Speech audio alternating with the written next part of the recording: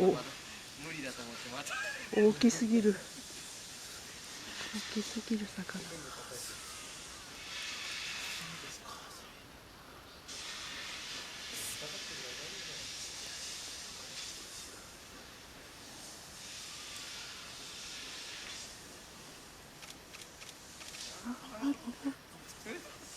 見たかな、見たかな。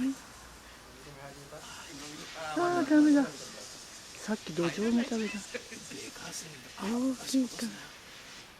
せっかくの獲物だ。頑張れ。頑張れ。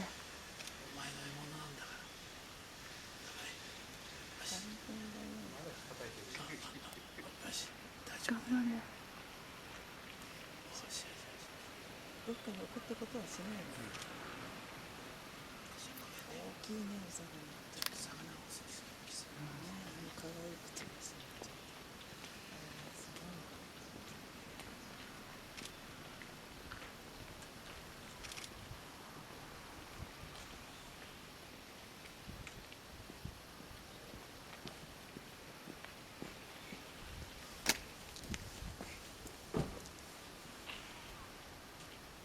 疲れてフラフラしてますけど目が回るんじゃないですか。目が回っちゃうと思う。ちょっと大きすぎるな。ちょっと。そうそう、飲み込みたい。まだかな。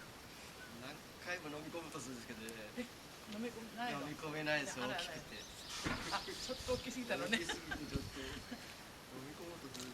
いやだ、かわいそうだね。諦めたら捨てたとそうだよね。小さいのすらいのにね。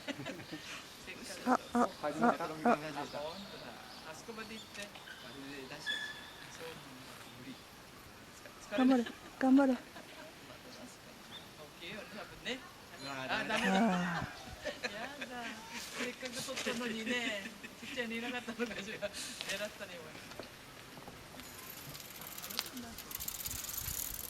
買わせるんです。あれがまあ綺麗なんだよね。あ、ブルーのもなかったっけ、ブルーと。やっぱ光の加減。あ、左だ。いけ。頑張るか。これは大変だわ。